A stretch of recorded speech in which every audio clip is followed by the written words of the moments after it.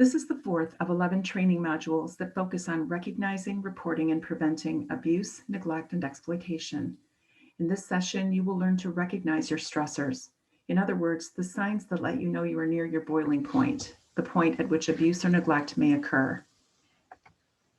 The goals of this session are to help you understand how you respond when stressors push you to the point of abuse or neglect, to understand your personal, physical, emotional, and social stressors, as well as to identify signs that your person may exhibit when reaching a boiling point.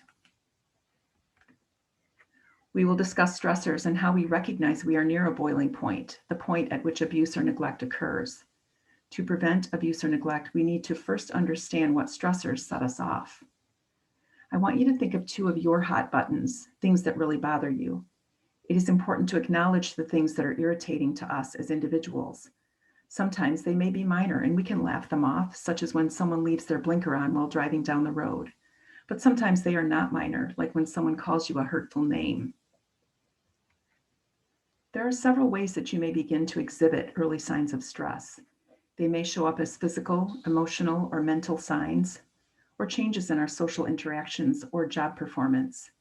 Think about your stress in each of these areas. Can you think of some examples? Physical signs of stress may include sweaty palms, wringing hands, gritting or grinding teeth, the inability to sleep, waking up tired, frowning, headaches, and backaches. Stress manifests in different ways for different people. Which of these types of signs does your body display when you feel stressed? More physical signs of stress may include tightness in shoulders, nausea, vomiting, shallow breathing, indigestion, pacing, chest pain, or trembling.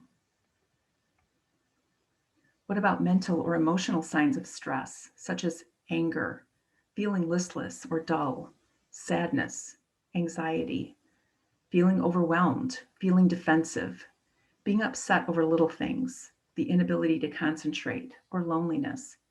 Do any of these sound familiar when you are feeling stressed? How about socially or on the job? Any of these sound familiar? Yelling, cursing, glaring, being rude or short with others, self-isolation, a desire to run away. More social or on the job signs include complaining, gossiping, criticizing, frequent call-ins, or being late for work. It is important to know and recognize your individual stressors. You do this ultimately to prevent abuse or neglect. However, you must care for yourself first so that you can care for others. Part of caring for yourself is knowing when you are close to a boiling point, since this is when abuse or neglect may occur. Why is it important to know your person's stressors? It helps you understand your person. It helps you meet your person's needs, and it builds relationships. Stress signals for your person may be similar to yours. They may include physical signs such as pacing, wringing of the hands, or shallow breathing, or emotional or mental signs, including feeling overwhelmed or anxious. Social signs may include glaring, being rude, or complaining. Thank you for your participation in this session, which covered identifying your personal stressors.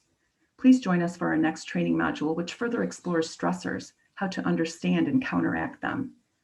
Remember, if you see or suspect abuse, neglect, and/or exploitation, call Adult Protective Services Centralized Intake toll-free number 24/7 at 855-444-3911.